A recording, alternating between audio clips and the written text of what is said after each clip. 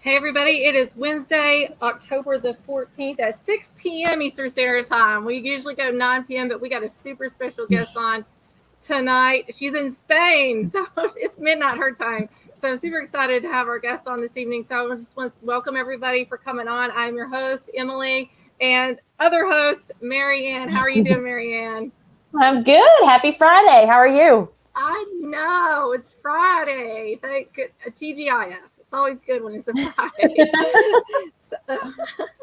But we're going to go into this really quick. We have usually our announcements and everything. We're going to wait till 9 p.m. Because we're going to be back on here at 9 p.m. tonight with another show. We'll wait for our regular things, announcements for that show. But if you are watching, I do want to put this out here. Please share this out. I'm heavily shadow banned in a lot of places. So share this out. It helps our guest. And she has a message and a half. She's exposing, that's my country Kentucky accent. She's exposing the Spanish government. And she was married to one of the, I think he's legendary in many ways. Absolutely. John McAfee. So please share this out. She has a petition. It's in the description of the show. I'm also going to have the link up during our live for people to go and sign. So please share this out. It helps her. It helps our show. It helps our networks. And we truly appreciate any viewers. If you have any questions during this live while we have Mrs. Janice McAfee on, please put it in the comments. Be active there. I will pull up some questions or comments while we're interviewing her. So without any further ado, because I do not want to wait, because I got, Marianne, how many questions I got? You think? 8,243. Yeah, I think so too. Without any further ado, I'm going to bring out Janice McAfee. Thank you, Janice. Hello. Hello. Hi. Thank you for having me, Emily and Marianne. It's good to be here. Thank you for being here with us. So much. Before we go into anything, I just want to go ahead and before we go into anything, before all this, it's been almost a year and a half since John's alleged suicide. How are you doing? Like emotionally, mentally, how are you? I'm in a much better space than I was, earlier in the year. It's been an emotional roller coaster ride, having to deal with this and them still kind of slow dragging the process on releasing his body. And with the Netflix documentary and the claim made in that, it's been a kind of another blow, just because I've have a lot of people questioning me, well, what if he's alive and all of these things, and I understand people want to, they grasp onto that because that's what they want, that's what they hope, that's what would have happened, if anyone could have figured it out, John would have been that person. But, I can only share the information that I have, and I can only share what I believe has happened, based off of the information that I have. And there's no evidence, as far as I can tell, there's no evidence that he is alive, and so it's just been, like I said, just another blow of trying to figure out how to navigate this, because it's not just me here. I mean, obviously I'm physically here by myself, but, John had family, he had a daughter, he had, aunts, uncles, I'm in contact with one of his aunts who was married to his uncle, and that he was very close to his uncle. So I try to keep them informed, and, they want to know what happened and why things are taking so long. So, I'm not just doing this for my own peace of mind, it's for them as well, but I'm okay, I think John would want me to be doing this. I think this is what he would want me to be doing, and not just accept the narrative that they've given me, and not just say, oh, okay, he killed himself. All right, so I'll go about my business now. I just can't accept that. I want answers. I want to know what they know, and I will fight till the end, to get that information. Well, I just want to say we appreciate you very much coming on here and telling your story and everything behind this. And there is a lot of unanswered questions, and it's time for people to rise up and get more adamant about this. and I'm going to have your petition up soon. My dog's peeking in even. He wants to know what's going on with John McAfee. Marianne, you have any follow-up question for Janice there?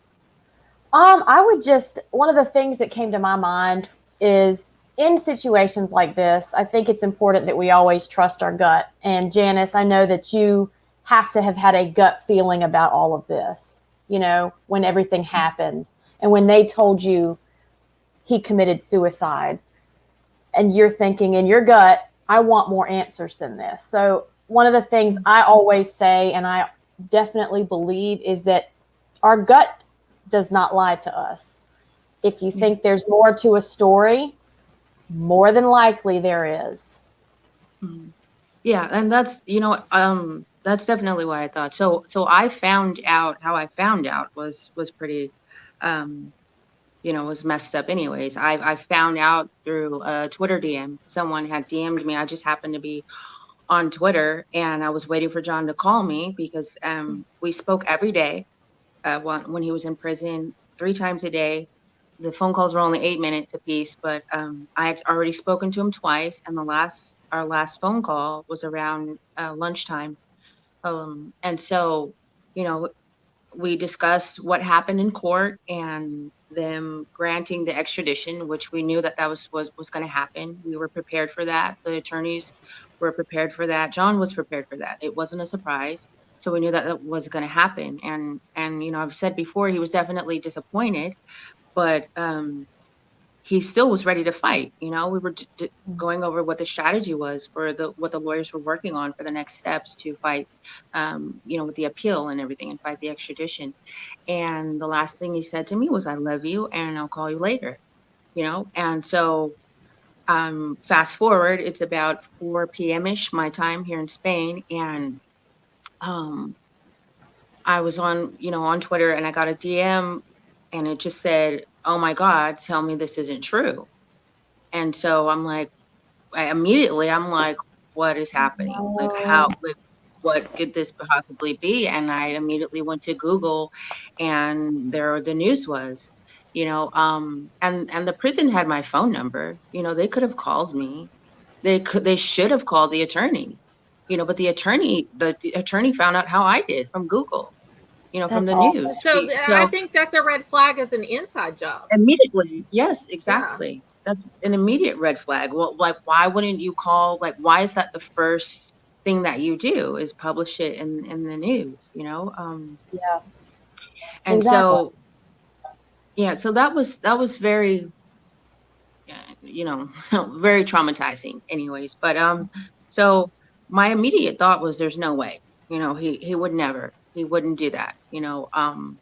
Just because of our conversations, you know, I spoke to him. Like I said, I spoke to him daily. So I had a pretty good gauge on his mood, how he was doing, you know, earlier in his imprisonment, you know, obviously adjusting to life in prison was difficult. You know, he had good days and bad days. And so I just didn't see that would be true, you know. And then when they came out with the suicide note, and they said that was a suicide note, and it's like, you know, that it didn't read to me like a suicide note. And if that's what he wanted to do, which there's no shame in that. If that's what was his choice, I just don't believe that it was. I truly believe that he would have wrote something for me. You know, he would have wrote something and not something. I mean, when you read it, you know, writing. Did you get? I'm sorry, I didn't mean to interrupt because I didn't even put this as a question.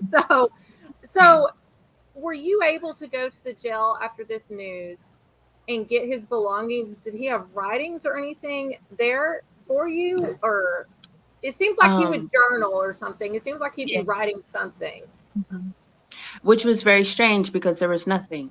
There was like maybe like a few, like maybe 3 or 4 notes with just some jottings on it, but nothing of substance, you know, nothing substantial, which is very strange because of the simple fact that his tweets, he would write them down and then he'd read them to me, and I'd get them tweeted for him, you know. So he wasn't just coming off the top of his head with those tweets, he wrote them down. And so I expected to see even that, but there was absolutely nothing. And you're right, he would have been journaling.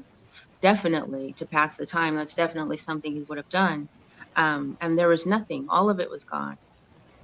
How about I was letters? able to Did people send him letters to jail? And there was things, or- nothing. None of that. Even earlier in when he was first, because he actually was moved prisons, and so initially he was at Breon's 1, and there he was able to get mail. But when they moved him, he wasn't able to get any mail. So a lot of people were talking about how their mail was returned to them. So he wasn't able to get mail for whatever reason. But what little mail he did get was not even a part of his belongings. The books that I sent him were a part of the belongings, but not any of the writings, which was very strange. A lot of his, I don't know, it just seemed very odd that would be missing, you know? Nicole Antoinette's tuning in. She says, I know you'll get the true story. I can feel it. You're doing good work, Janice. It'll get there. The truth always comes out in the end. I believe it does. It does. Yeah. And the frustrating part is that it takes time, and I know it's hard to wait. And it's just, that's one of my problems is I have no patience. And I know it's probably very difficult for you to have to wait and have all these question marks, not knowing when it's going to come to light. But the truth does always come out. I truly believe that. I believe that as well. It's been a year and a half. Where is his body right now? From my understanding, it's still in their morgue. It's not called the morgue, but that's where it is. So it's been where it has been, but under the custody of the courts or the prison, they still have custody of it. So because of the fact that the appeal is still open, which that in and of itself is ridiculous. So they finally closed their investigation in February, and that was when the appeal, we issued an appeal for them to release the autopsy report.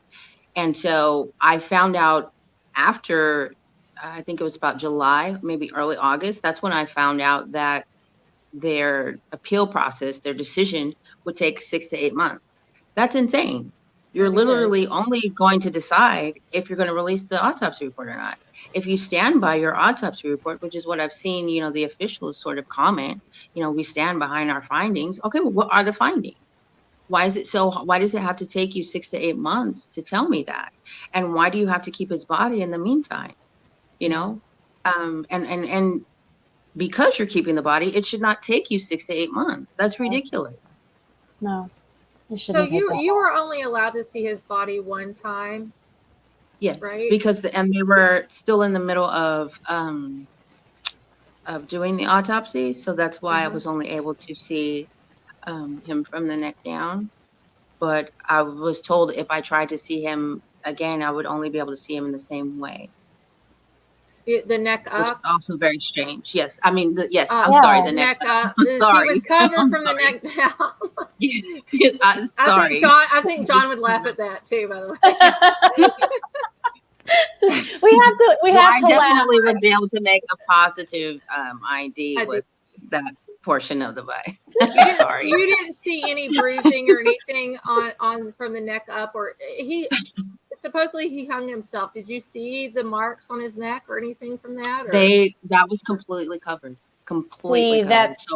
That's not see, yeah. No, that's and his eyes were open, so I could see, his eye color. I think I mentioned this.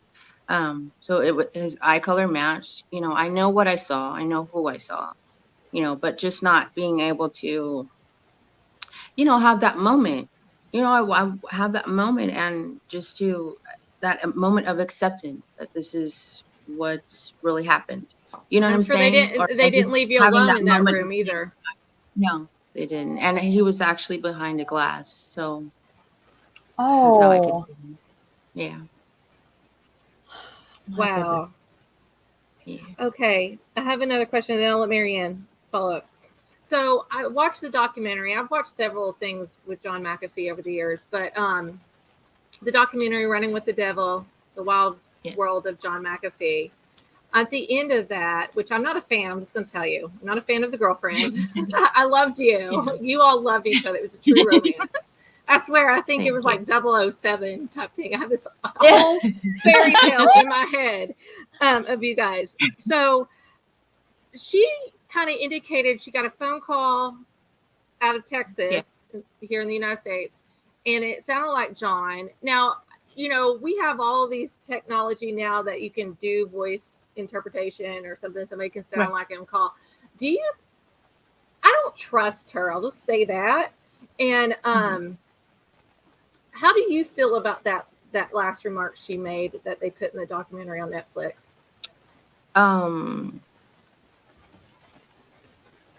I honestly just feel like it was a way for them to get more viewers to view their documentary.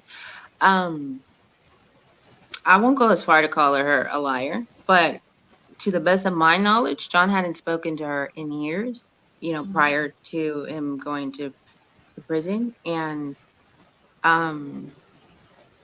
if this is true, like, you know, I'll play devil's advocate. Let's say that it's true that she did get this phone call and it was John.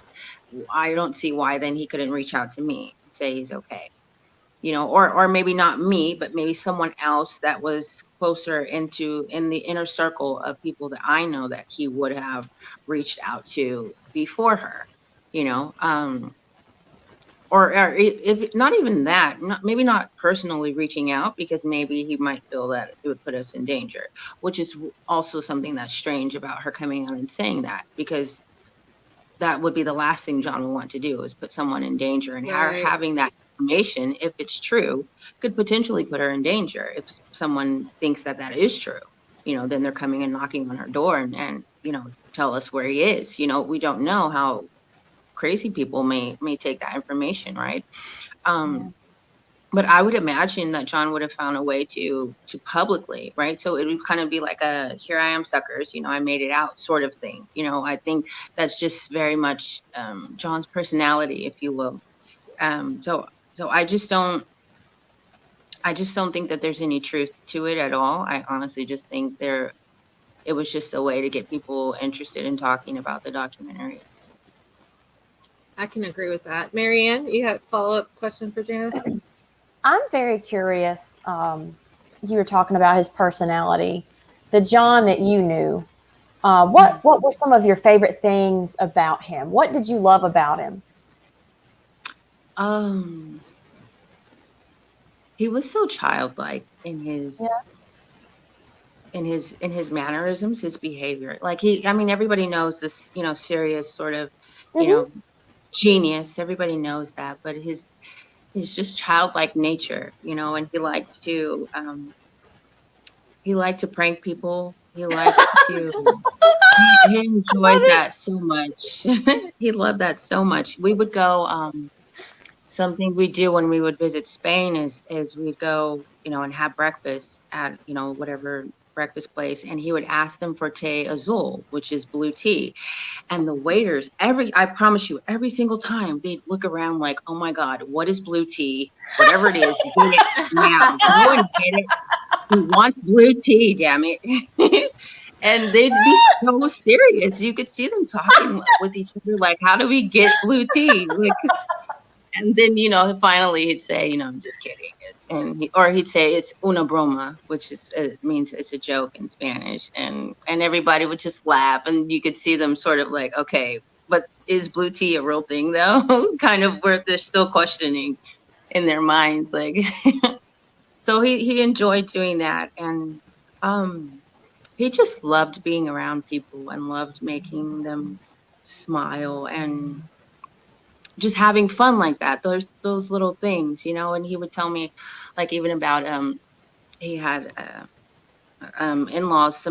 He had nephews and nieces, so their children, and they would come and spend the summer, and they always wanted to be with him. And so he's like, "Well, I don't know what to do with these kids." So he's like, "Okay, well, I'm going to take you, and we're going to do what I want to do."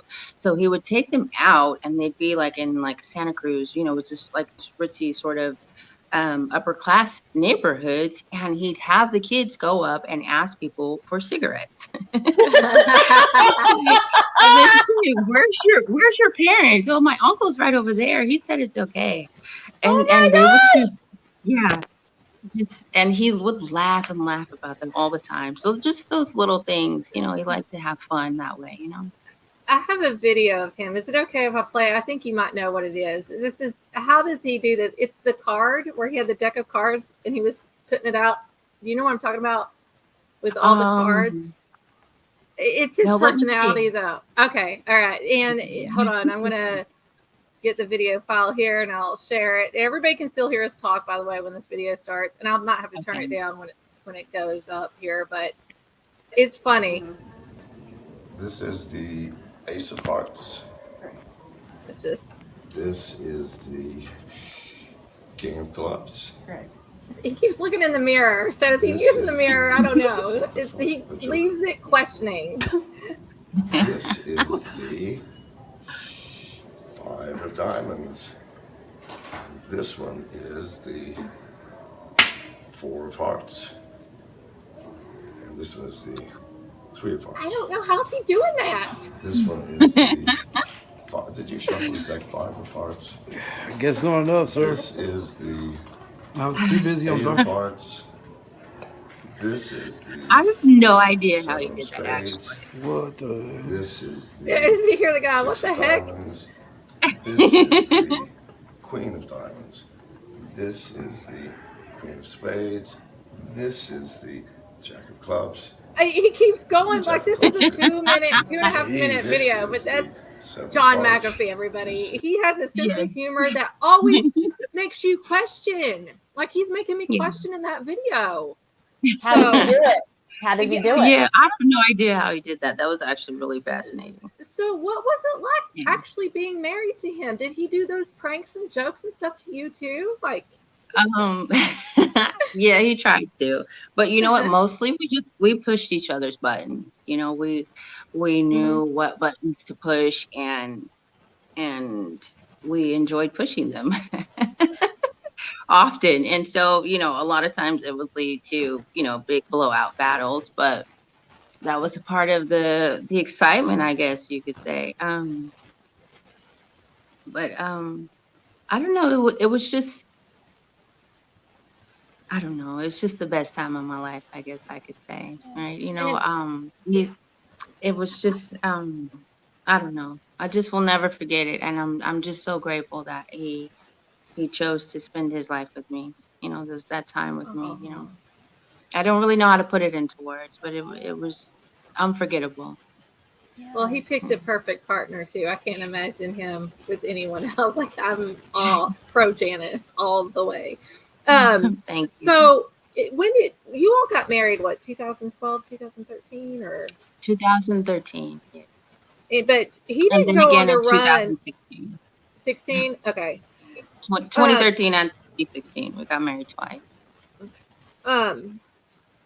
He didn't go on the run until late 2018, and it wasn't necessarily what the documentary, if you watch it on Netflix, it was tax evasion, right?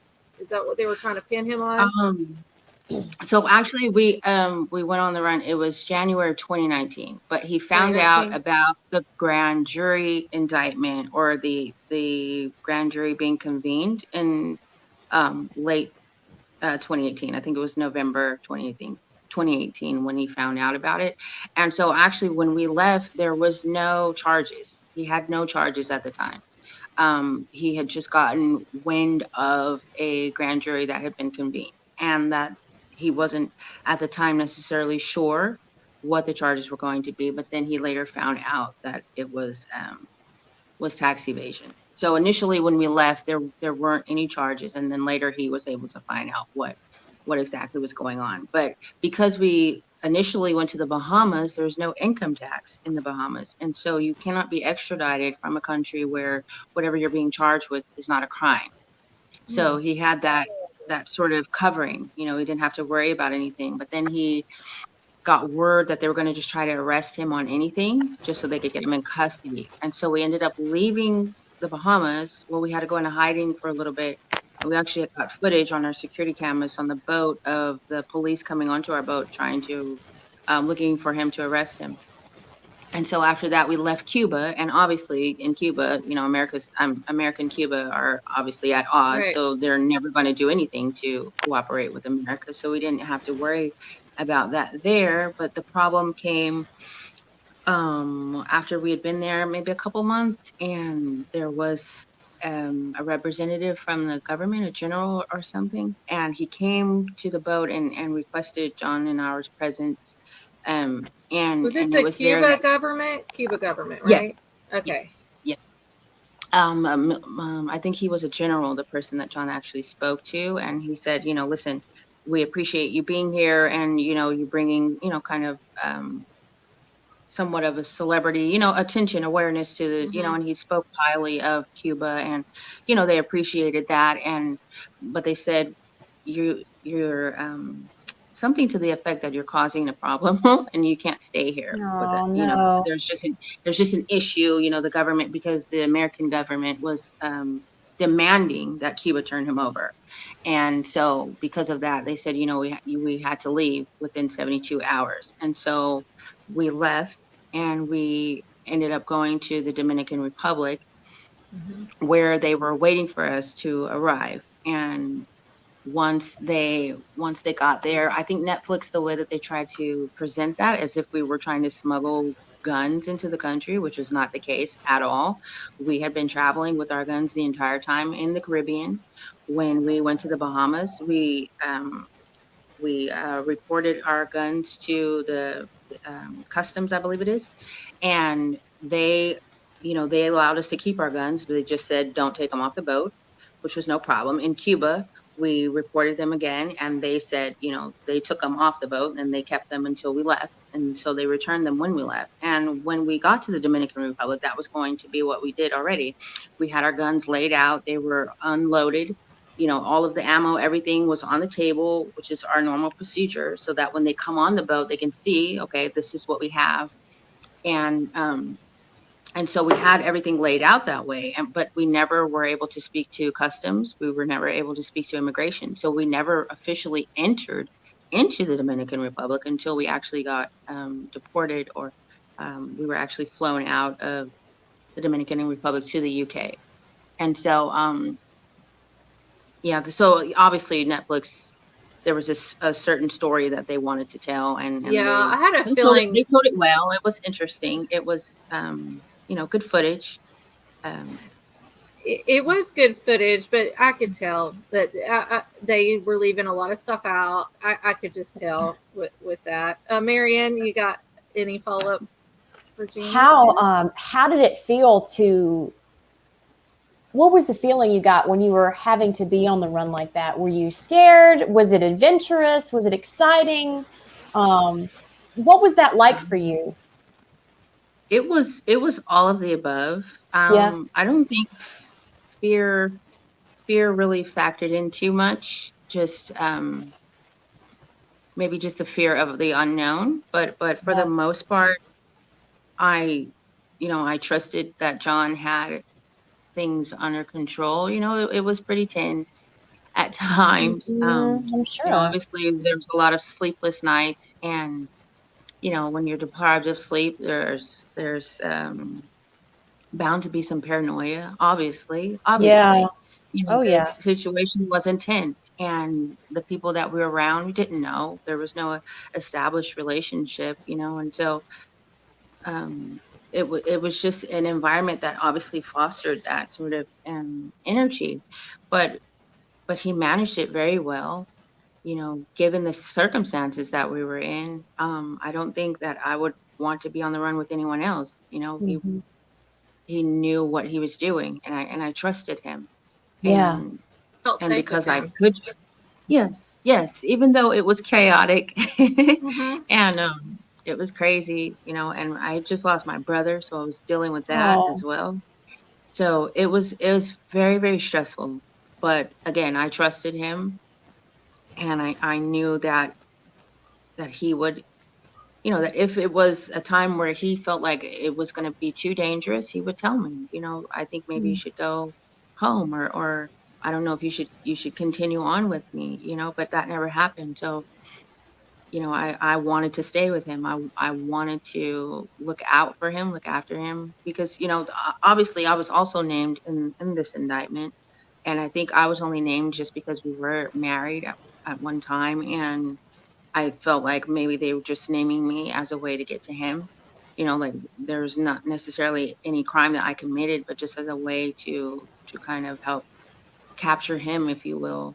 Maybe that's why they named me. And so there was obviously that concern, but my concern was for him, and just making sure that at the very least, at least I was there to help in whatever way, to make him feel comfortable, or at least make him feel like there was someone there that definitely had his back, and I Yeah. was going to look out for him, as best as I could.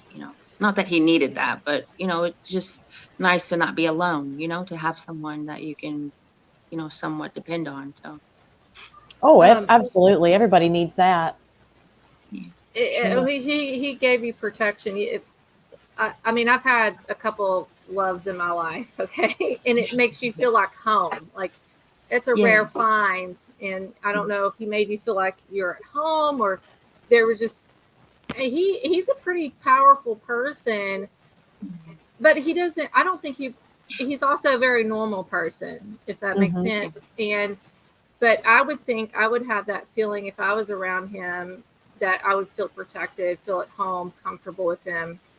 If that was, did you feel that way when you were with him, or? Yeah, definitely, very much so. He was my home. Oh, That's what that felt like. Definitely. I haven't had many loves. Actually, he was the only love that wow.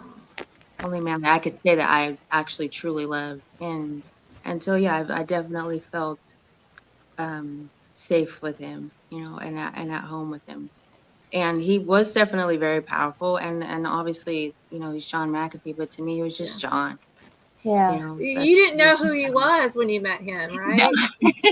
no, I didn't. And he was really I think I said this, slighted. He seemed to be kind of slighted, that like, what do you mean you don't know who I am? And so it was pretty cool just getting to know him from him. Yeah. I didn't even Google him, after I met him. I didn't want to know what Google had to say about him, because what I wanted to know from him, I would just ask him.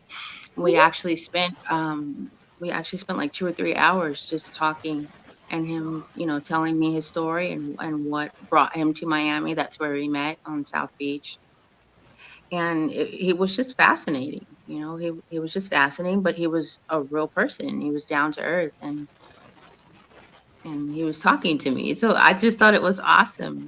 I just thought it was awesome that even from the very beginning, he just looked at me like the sun rose and set out of my ass. It was awesome.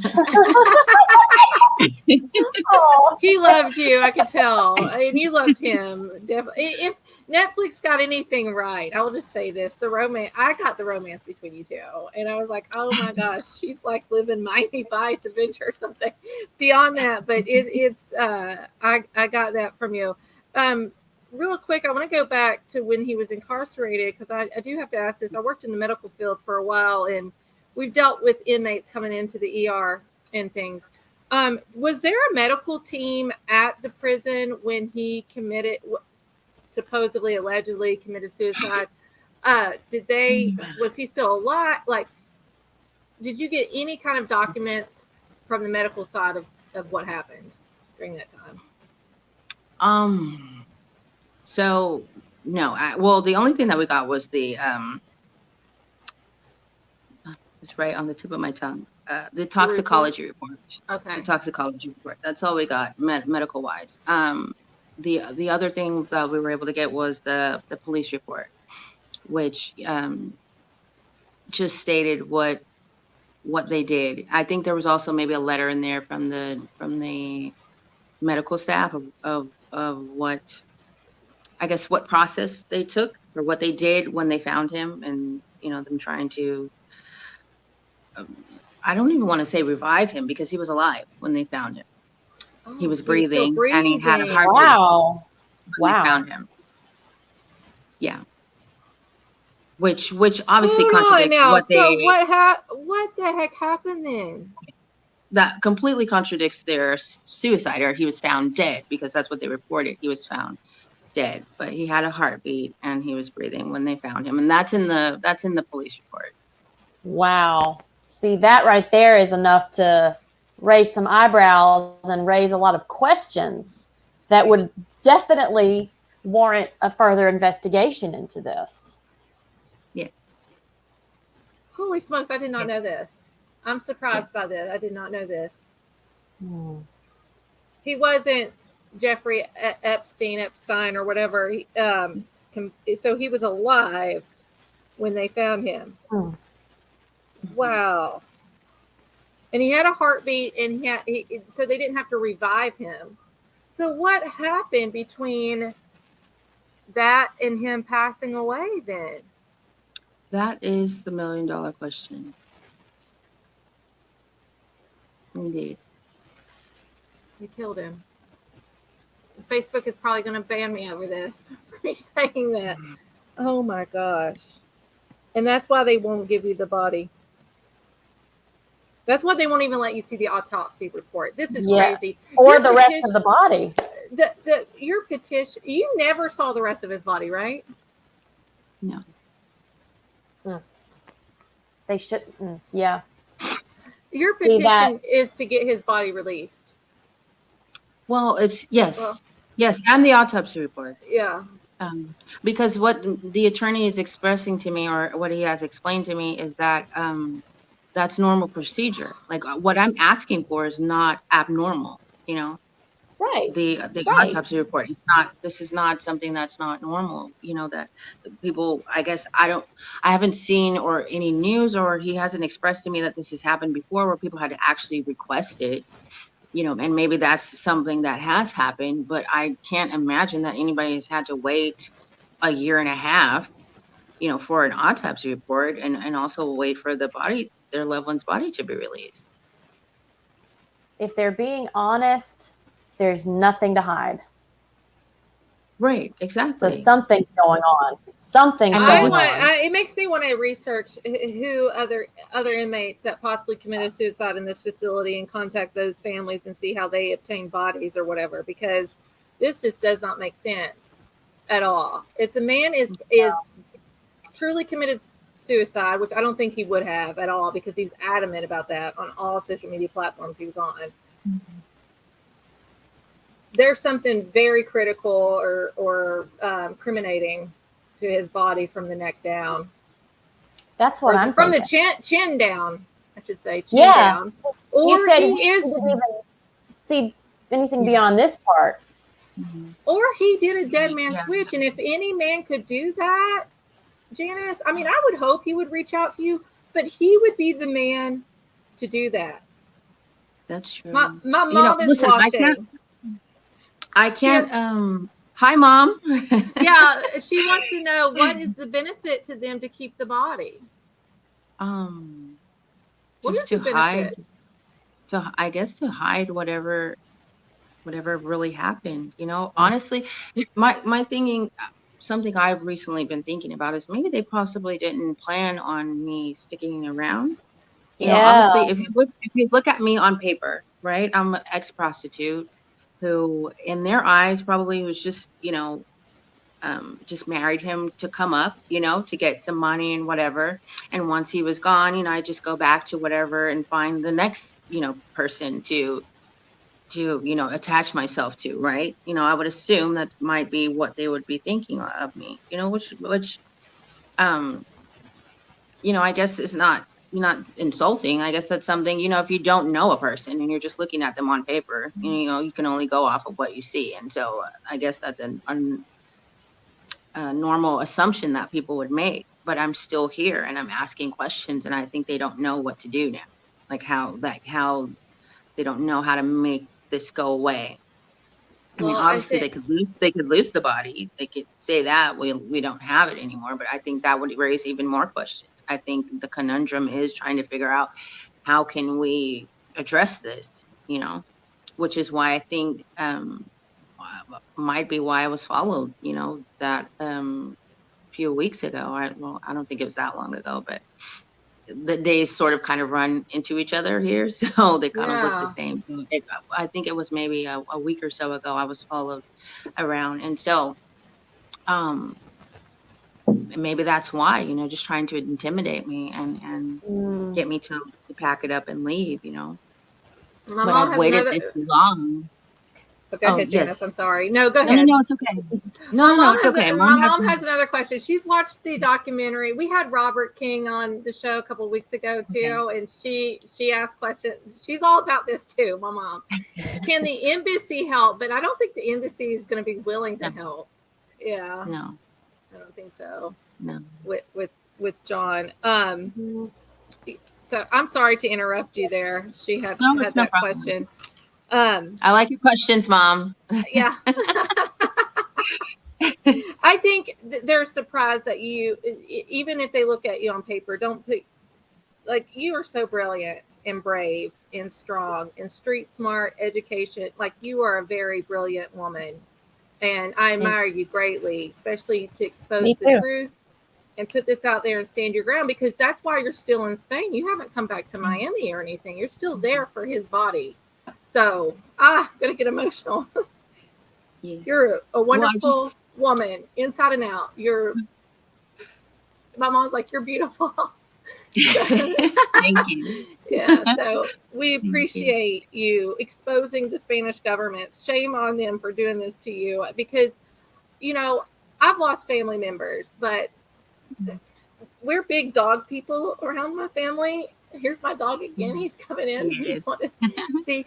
But, something about when they pass away, we cremate our animals, but when we get their bodies back, just our animals, there's some kind of closure to that, and there's some kind of peace, and they're there, and you're not, and these are with our animals. This is not human beings, which has, our animals are our family, but I can't imagine it just doesn't seem complete or finalized. Yeah. How do you cope with that?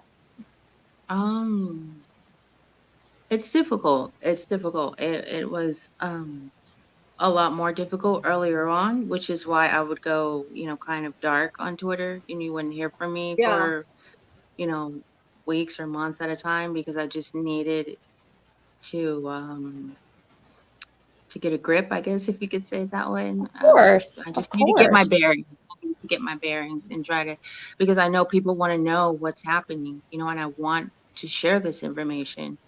But it's difficult to talk about it. It's difficult to open myself up to the scrutiny. I'm just honestly just trying to do the best that I know to do, and there really was no other option. So, when you guys say I'm brave, I don't feel that, I don't feel that. I just feel like there was no other option. This is just what I had to do, because this is what John would have expected me to do. This is, there was no one else here that could do it, that would be willing to do it, and really see it through. And, like I said in the beginning, it's not just for me, it's for his daughter and his other family members. They want to know what happened, and I want to be able to give that information to them as best I can. And to the people that loved him, John's fans, and, obviously people are interested in, and they want to know what happened, and I want to be able to give answers to people that, so it's Marianne, have you thought? I'm sorry, you cut out, Janice. Go ahead. No, I'm sorry. No, I was just gonna say it's okay. been a difficult thing to try to cope with it, but I've just kind of going through our pictures and videos and posting on Twitter. It's nice to, because that was kind of where that was his domain, where he had the largest presence online, and so just being able to talk and connect with his followers has helped a lot as well. Marianne, you got to follow up with that, and then maybe we'll end this last 15 minutes out with some fun questions and get in a happier spot here. I just want to say, I think you are absolutely brave. I know a lot of times we don't see ourselves the way other people do, but you are brave. And you mentioned your past. I just want to tell you personally, there's no judgment with us. Yeah. You are wonderful. You are loved. You are valuable. Yeah. And anybody that's going to put you down or judge you by your past is not worthy of being in your life. It's true. Because That's I true. think you are an absolute jewel. And, our past doesn't define us. What we've gone through doesn't define us. And look at the testimony that you have. Oh, Everything wow. you've gone through, and you're You need a still book. You need to write a You're- book. I hope you're still you're journaling. smiling. You're still smiling. I mean, that says so much about your character. So I don't Thank want you. you to ever think that you're not brave, because you are. Thank you. Well, thank you very I'm much. tearing up too. I'm a softie.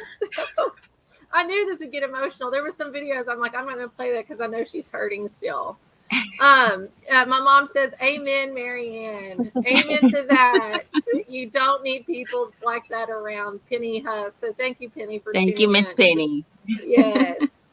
So I want to get on to maybe last 10 to 15 minutes, some kind of easier questions, some things that might be a little bit funny. So the Faraday cage, the foil cage. I have a small video of here I got off TikTok. I'm going to pull up. Hold on a second. If it's going to let me. Hold on. It said error. Let me try this one more time. Let me see this. Why is that not doing that? Okay, let me try it one more time here. I might have to re-download it. Now, here it is. People are saying this is new videos of him, but I think that They're not. yeah, these are old. So a Faraday cage, they call it the foil cage too. Let me play this small clip of him here in this cage so people know what we're going to be talking about. What this cage of tin foil and metal is all about that's around me. It's a Faraday cage. A Faraday cage is a cage which emits no signal, and no signal can enter. And you can see here, it's all around, including the floor, all metal, the Wow. ceiling. Why am I doing this? Why am I going to this trouble? Oh, in addition to the Faraday cage, we have an 8-channel scrambler, which you can see here, I hope, which prevents any signal from getting into this room or leaving this room, just in case the Faraday cage fails. Why am I doing this? Because I am an escaped slave. A slave to the system that escaped, and I have a loud voice. You think you're not slaves, but you are. The 9-to-5 existence of your current lives is structured by the American industrial corporate complex, complicit with our government. You need to free yourselves from this, not as me. You don't have to go out and risk yourself by speaking out loudly, but free yourselves. This is not what life is.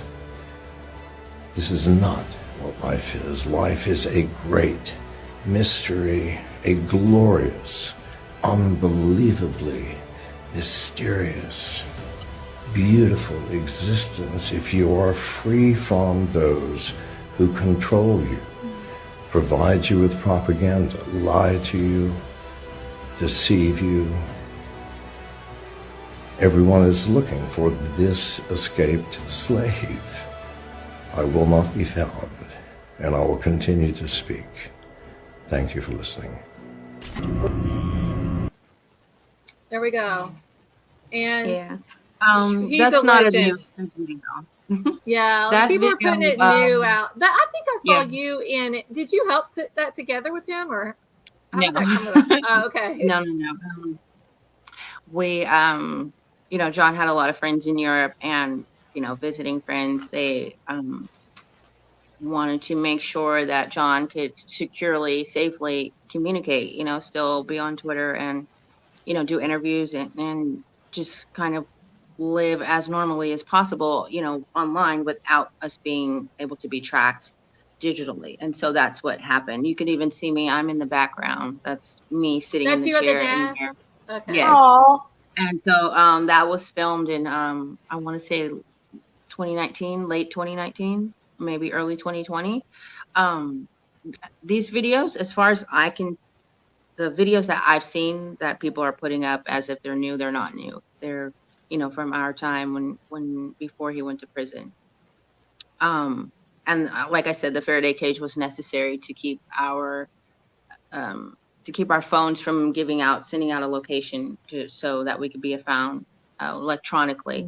And so actually how he was able to be arrested in the Barcelona airport was not because he was tracked digitally. They never found us that way. What happened is that he had recently had his British passport because he had dual citizenship in the U.S. and Britain, and so he wasn't traveling on his U.S. passport. He was traveling on his U.K. passport, and they flagged it as stolen.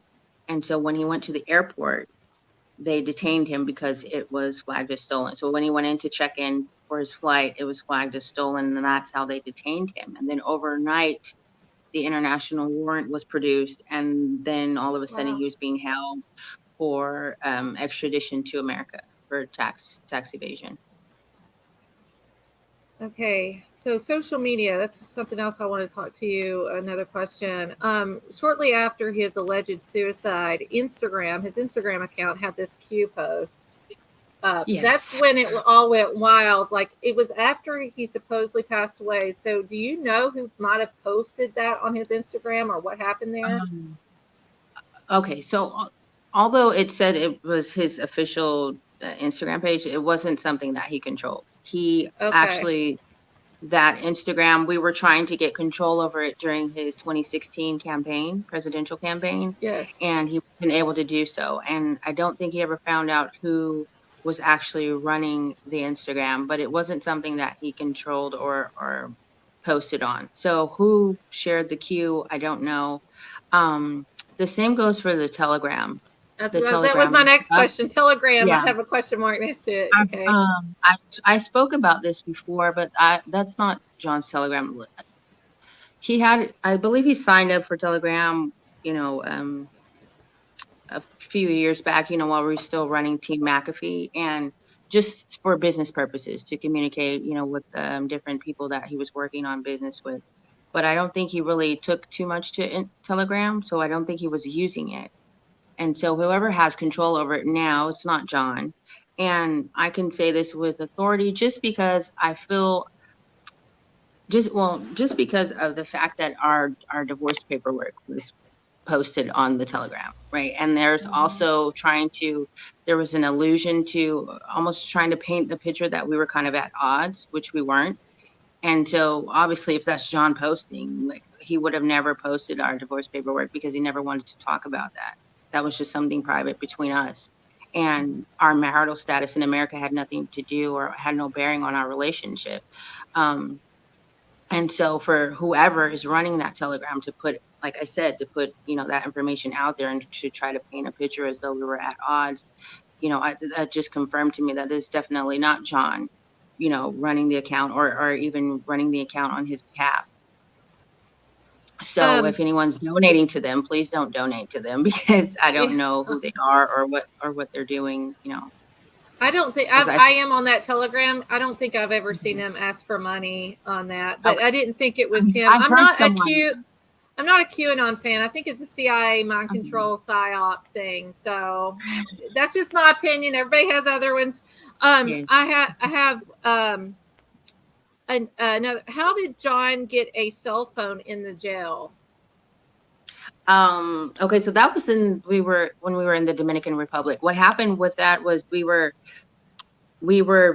had been detained for 4 days. Oh wow! In their jail, they just had us detained, and then finally on the third day, I believe it was, they allowed us to go get some belongings from our boat, and then we were back in their jail, and they were supposed to be taking us to an airport, but they took us to another jail where we were going to spend the night again.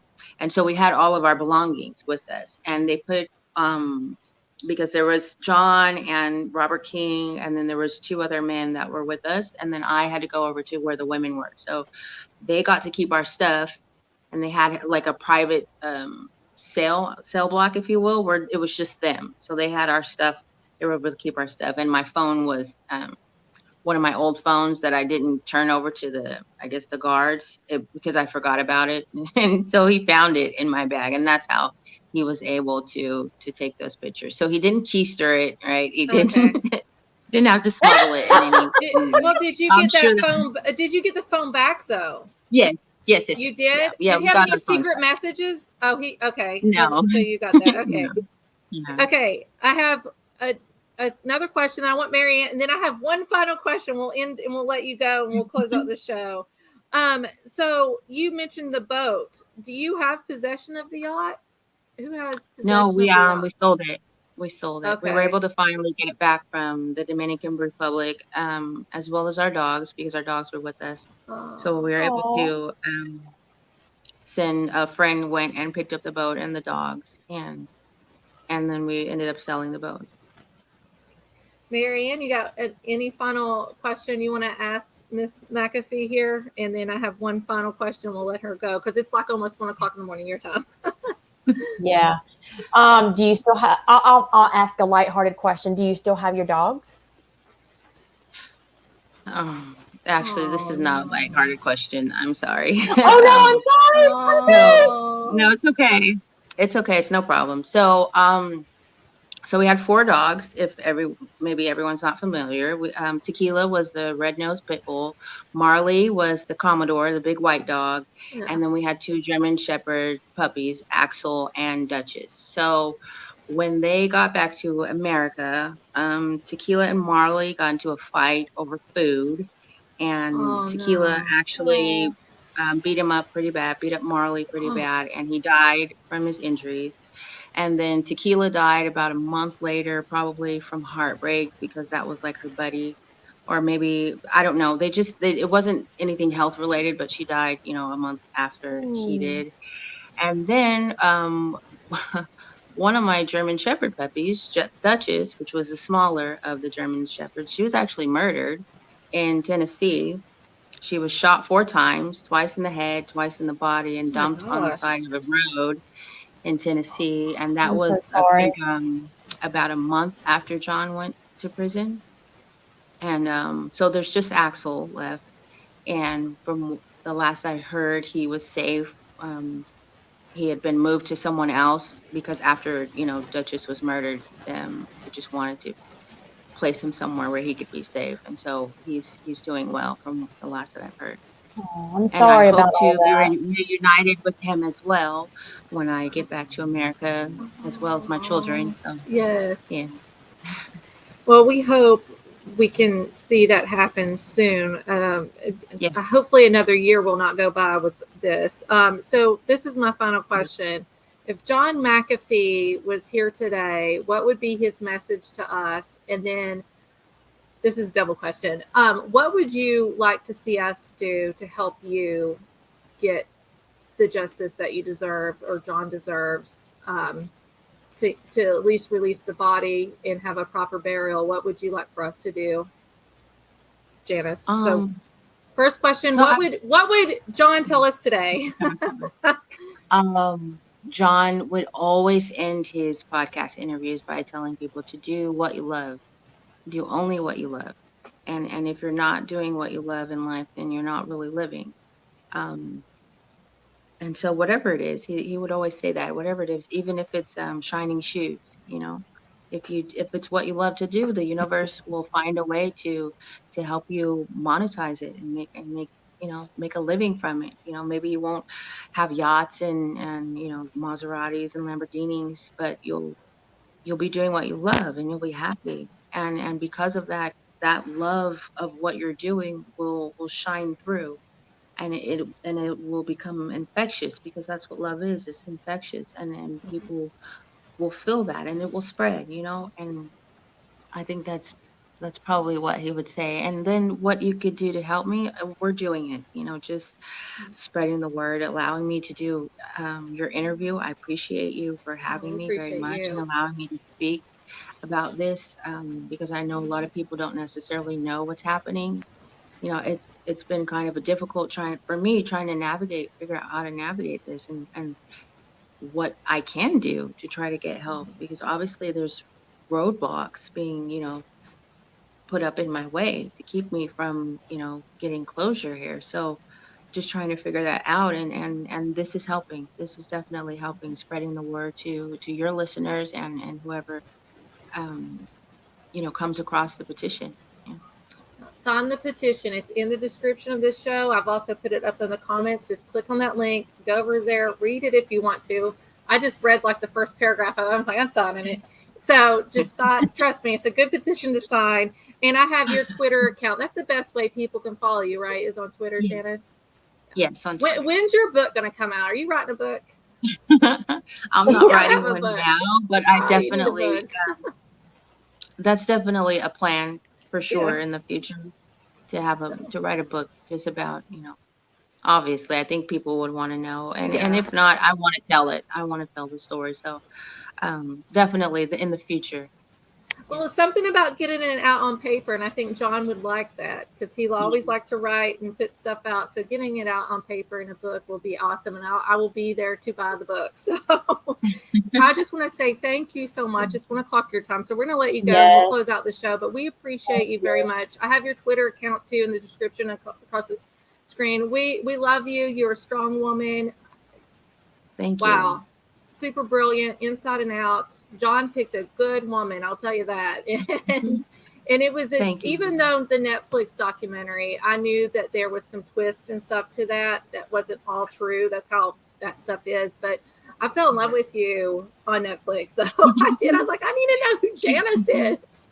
So I enjoyed you on that. So well, we'll let you go, and thank you so much for being a guest, and we appreciate you. We'll be praying for you. Thank you so much. Sign the petition and follow Janice on Twitter. So you have a great night, Janice. Thank you. Thank you, Emily. Thank you, Marianne. Thank you. It was great talking to you guys. Thank you. See you later. Bye-bye. All right, there we go, Janice McAfee. What a great interview. Oh, she was so sweet. Oh, I loved her. I love her. She is an amazing person, super strong. If anybody has not, well, hold on. I didn't know if let me just pull this up and then I'll let this go because you know me and my videos. Which we had Robert King on a few weeks ago.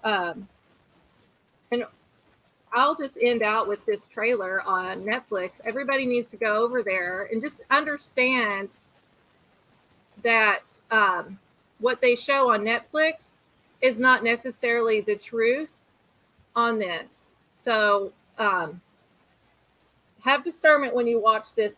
There probably should be another part 2 or some other company to grab a hold of this. But the documentary is still really good. And that's how I fell in love with Janice. She's just an awesome, she is a ride or die person, committed. So I want to say thank you, everybody, for tuning in this evening. We'll be back here at 9 p.m. Eastern Standard Time with our regular show with Nick Millay, Scary Stories in the Dark. It's Halloween season. I'm going to show this trailer and we'll let you all go. And we'll see you here in a couple hours. Oh, actually, it's not going to let me share that yet without the sound. I don't know why they do this. I have to click the sound button but I'm glad they alert me. Here we go. All right.